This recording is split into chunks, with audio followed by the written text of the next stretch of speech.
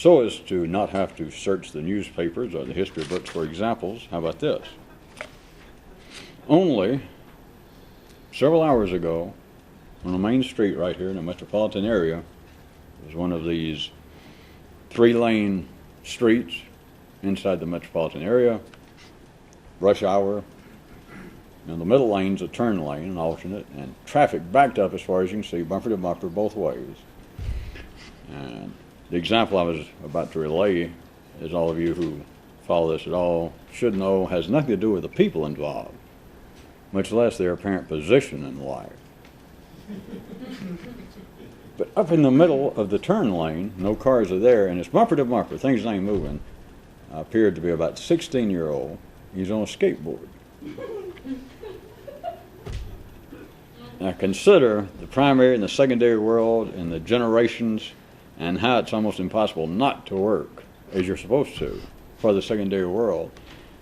And I inch up a little closer, and it's inching the other way, traffic, and suddenly there is a police car. Man, well into his 30s, good policeman, and no matter what he thought, you understand, and it's not simply he took his job seriously, was concerned about the boy couldn't get hurt, traffic's not moving, nobody's turning, they can't turn, but you must know, and I couldn't even see it all, but the cop did something, like, hey kid, get out of the goddamn street, or you're gonna kill yourself and put your eye out, or that's against the law. Well, as he's supposed to, and he couldn't help it. And I sort of, if you followed the point, I've shaved a few years off of his age. I think he was older, but I want you to understand that he was almost young enough that you say, well, the guy could have been out himself and a surfer and have fun sometimes. He surely is not that big an old stogie and a stick in the mud. Maybe not. But there he is, cooped up in his car, stuck in traffic, and all this damn equipment on, the guns and all that. And he is, in a sense, the secondary world. The kid can't get hurt. But it's almost as though the secondary world, every generation, has to turn around, and what it in a sense amounts to, because remember, this kid could not get hurt. He's just there fooling around. But it's like, kid, you can't fool around in life. There was a little bit better to it. The kid I saw take a step off of his skateboard, and they're still just barely inching. The cop car is just now past them being face to face. He's just a foot away. And the kid then is facing where I could see his face. It wasn't real dramatic, but he just made kind of a look like, oh, screw all this. And he got on the skateboard. And he's still right there, but he knew it didn't amount to anything. All generations know. Except, remember now, of course, the only reason I brought this up is you are your own traffic jam. You are your own two-way street, and you do it to yourself. There were enough Kyroots tonight, if you weren't listening. Like the two guys, that was a full name of a group. The two guys that talk about you. I don't know whether anybody requested, but did you understand the full picture? It's these two guys that will get right up close to you and talk about you. But several things. They will never directly speak to you or catch your eye. They won't even act as though they are acknowledging the fact that you're there, that you exist. And yet they'll talk about you. And the addendum was that Kyroot said if it hadn't been so crowded, he was going to ask, who all has ever met these guys? You don't have to raise your hand because everybody has. They're here. They talk about you, and many times you think, wait a minute, you can't do this to me, and it might as well be two strangers. That kid and that cop might as well be two strangers, except, of course, they're not.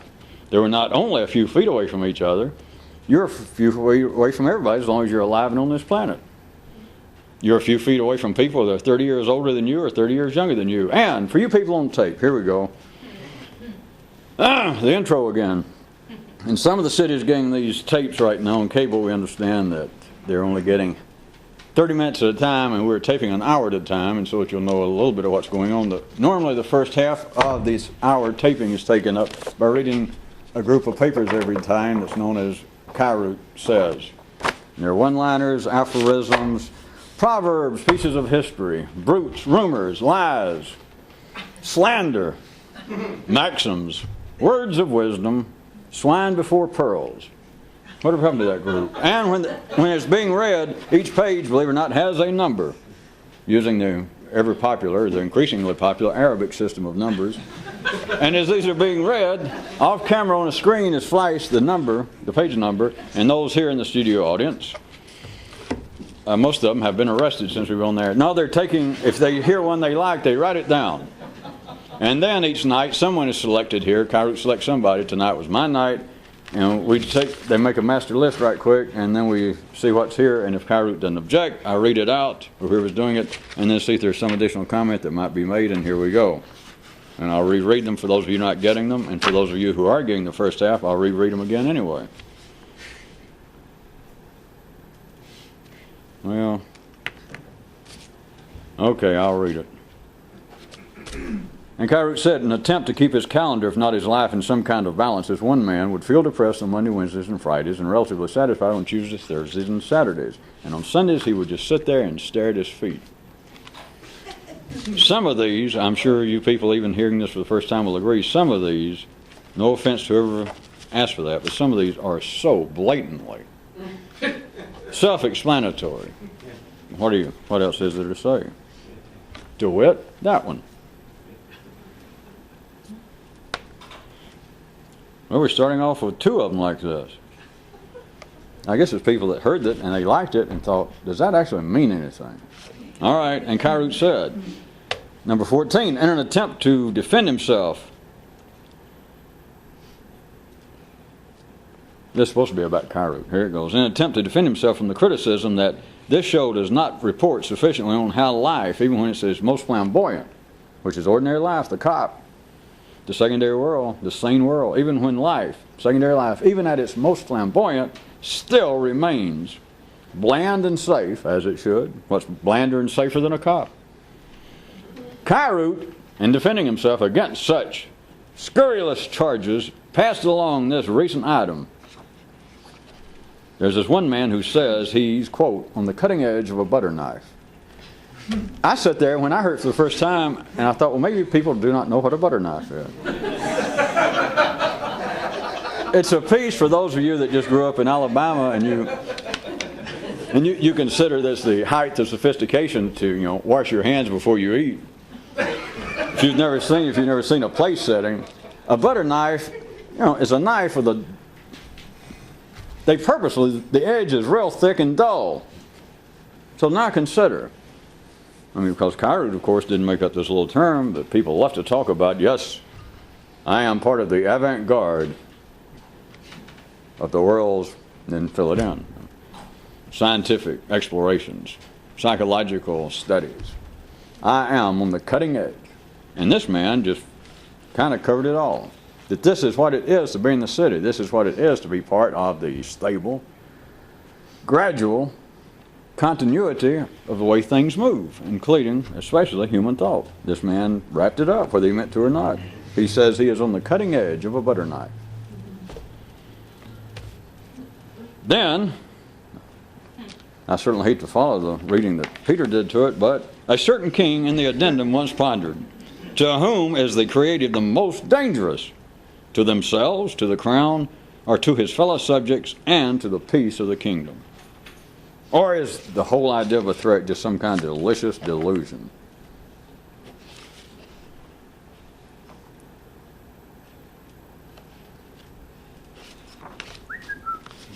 Well, I just got through some of these. I'll end up talking about them before we get to them.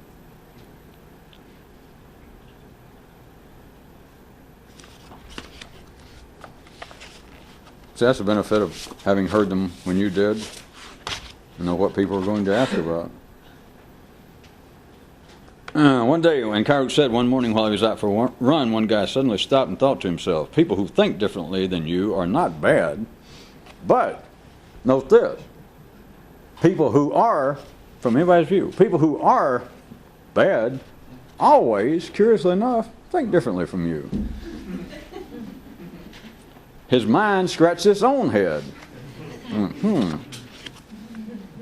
Of course, if there's ordinary people listening to this, I hadn't done the joke tonight, such as, if you're ordinary, what the hell are you doing listening and watching this? But if you are, you could take that as being some sort of, I assume, humanistic, philosophical, if not religious. But if you're religious, what in the double hell are you doing watching this? Comment about, well, we've got to be tolerant of our fellow man, and just because someone thinks differently from you. But notice this guy, as per the Kyroots, it didn't just say somebody different than you. That is the normal behavior level. That is the normal city, civilized, crude, secondary, way in which people try and judge one another.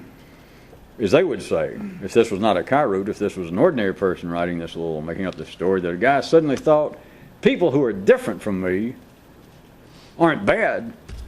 I mean, I'll fly anywhere. I'll fly in the halls of humanistic, philosophical, religious, civil certainty up and down this planet today.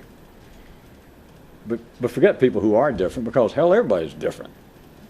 Even if they're the same family, your brother's nose is bigger than yours. He's dumber than you are. He's smarter than you are. This guy hit it. People who think differently than you are, he says, are not bad. That doesn't make them bad. But then he further ponders, and yet, and we just take his definition because everyone knows. All of you people are just convinced there are people in the world who have been bad and are bad now. So I'm just using your definition. I got none. You know Kyroot doesn't have one. Or you know what it is, you just don't like it.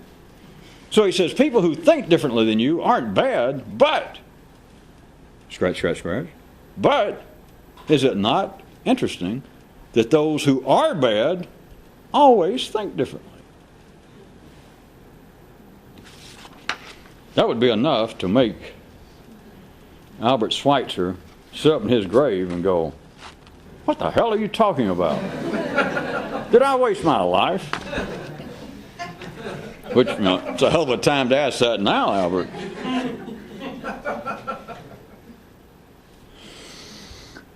Well, it must be one of those days, the post-holiday depressions.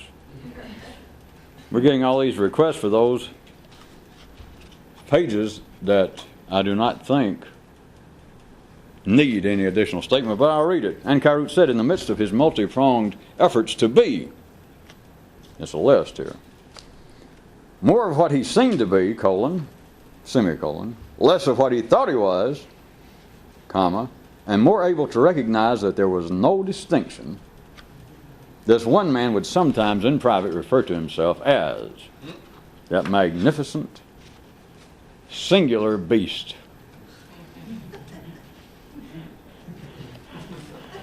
If he shows back up, ask Dr. Schweitzer what he had to say about that. I wonder if it was him that wrote me that complaint, you remember? No, it was that thing about, remember why in the world would Tchaikovsky be whining about and worrying about his own sexual inclinations? When Bach, a man with 20 kids, wore a powdered wig? I never could understand when somebody wrote, I wonder if that was Schweitzer. I mean, trying to drag yourself back up and let's go, in some way you associate with Bach, and then you think, what happened to Schweitzer? You know how people in show business are. And Kyroots said, the human mind continues to devise a non-ending parade of unanswerable questions to compensate for that initial brain-blowing, unsolicited answer. Try to fit that into the ordinary's idea, almost within the obvious one being, again, all religions are all myths, creation myths, but they all start off some way. That man, these little creatures kind of staggering around, and they're either in ersatz fields of Elysian, or they're in Eden, or they're little budding thinkers in a kindergarten. In some way they run awry. And now they're stumbling around searching for the answer. Searching for the answer how to get back. Searching for the answer to how to placate the gods. How to get out of this cold Isaki for you people who live on one-way brains in Mississippi. But notice this guy, Kyroots, says that this non-ending, which the human mind does, nothing wrong, is what creates science, is what creates technology. It is right at the base. It is like the rollerblade wheels that keep us all skating on the secondary level forward. But it is a non-ending invention of unanswerable questions. And the way you know that you're making progress is whatever yesterday's unanswerable question was, you can look down your nose as, that's worse than wide lapels. Where'd you get so? I got a new unanswerable question. But how about this? The human mind continues to devise a non-ending parade of unanswerable questions to compensate for that initial, just backwards, every all the mess, to that initial brain-blowing, unsolicited answer. So instead of, if you tried all these myths, whether you can ever thought about it this way, they can all be translated in the beginning about the first conversation that took place between the creative forces, the gods, and the creatures, was always some kind of question. I guess in the Judaic Christian, if God looked down, or Jehovah did, and he saw that apple core, and he went, "Who the hell ate that?" Which is to say, who did that? Because he'd already told him, don't do that. And you got them everywhere else, and all the creatures did something untoward. And so the first thing that the God always asks is like, "Are you an idiot? Are you people deaf?" Or some kind of question, right? What if the original dialogue or monologue, but the original words that passed, was an answer? But notice, according to this Kyrootian item, a brain-blowing, unsolicited answer. That the first verbal conveyance from the forces, from the creation to the creatures, was an answer. But notice an unsolicited answer.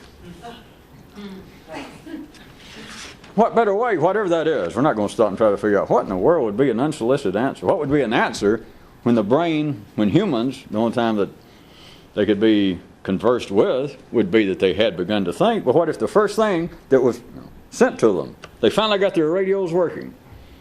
I guess originally it was AM, but you got to do the best you can. And the first program that comes out is not a question, it's an answer.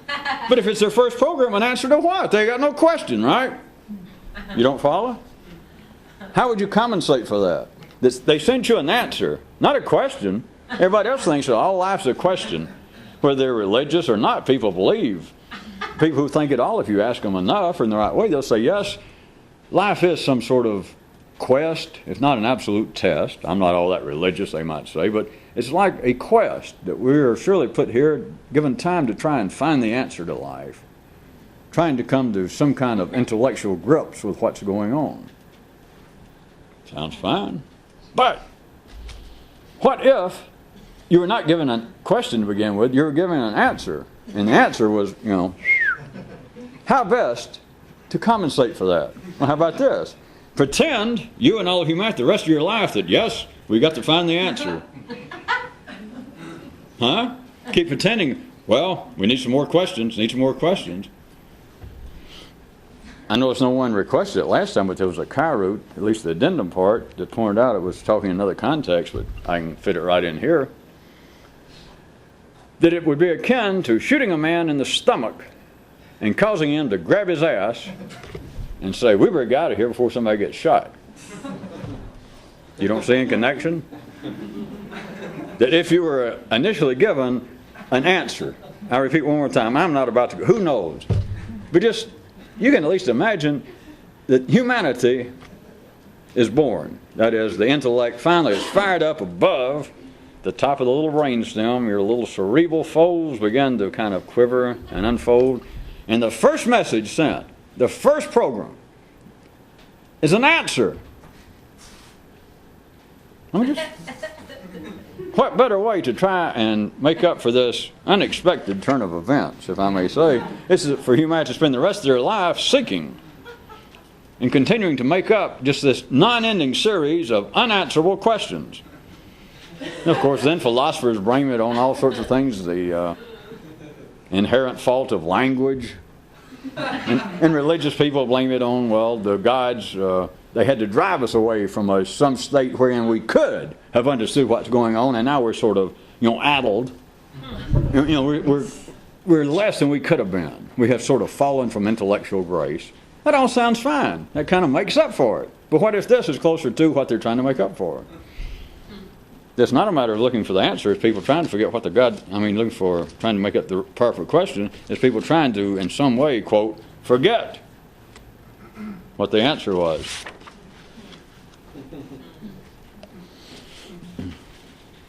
I could make it stronger, but I won't. Well, I can make it stronger, but it makes even less sense, doesn't it? No. Kyroots offered another. I know this one is sticky. I sit there and heard it, and even I sort of figured out what it was. But I know it's hard to hear. It's not even easy to read.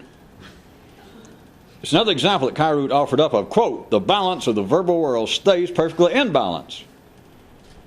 Though it would anyway, even if it didn't want to. But forget all that. That was bad enough. Here it is.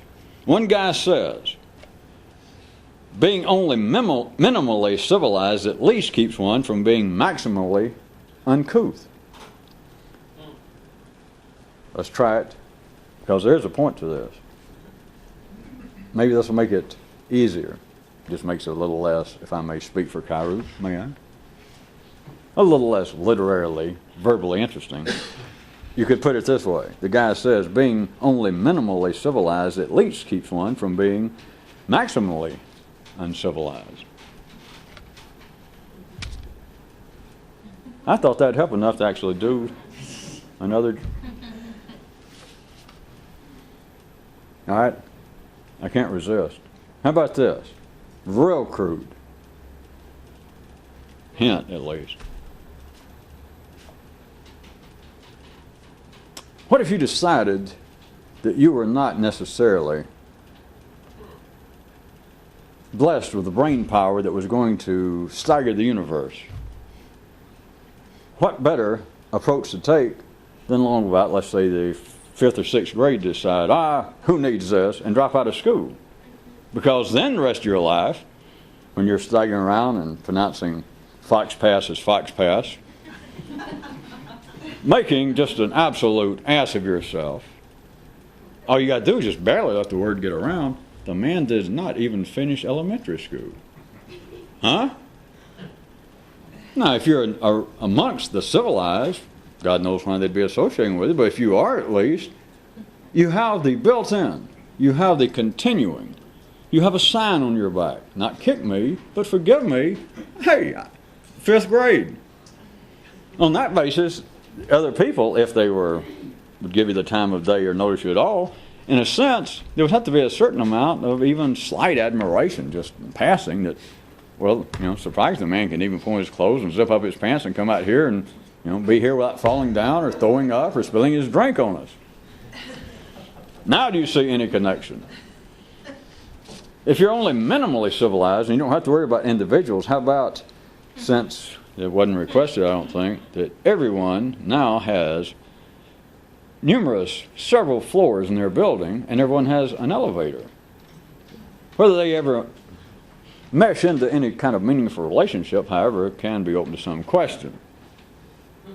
Take that and consider that if you simply remain minimally civilized, then at least you're safe from being maximally uncouth.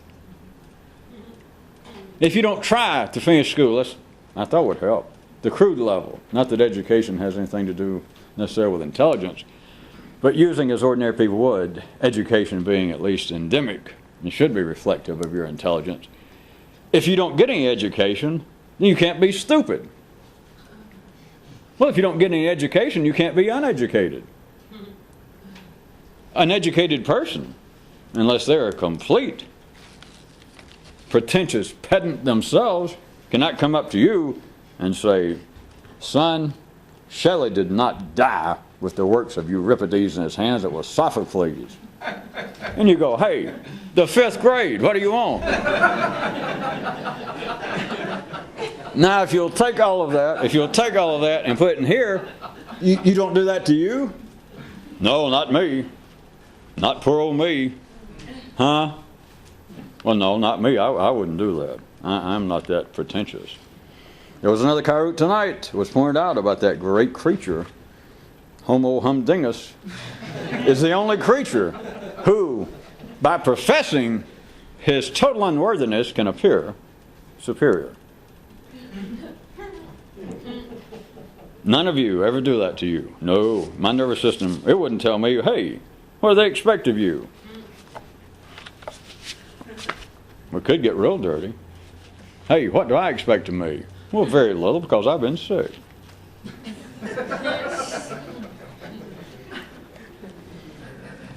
Sorry, didn't know. How much? 90 seconds. Good God, what a story. It's a long story. Too long. Plus I've already done it. 70 seconds.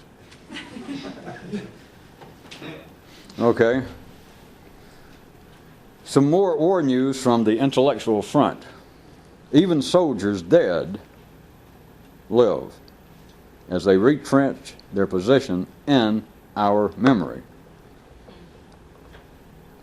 Next paragraph. The just born know not what to think till they spot friend from foe, until somebody speaks to them, until you've got some distinction between what is true and what is not true, what is proper and what is improper. You cannot think unless you can spot friend from foe. Still using the parable of warfare. The just born know not what to think till they can spot friend from foe, while the rebel rises, lives, only after such notions have become no more than gunsmoke in the wind. I'm afraid on that kind of literary head-scratcher to some of you, I guess, we will have to bid adieu. Gene Alter has showed up, and if we don't get off the air now, he is threatening to sing. So, good night.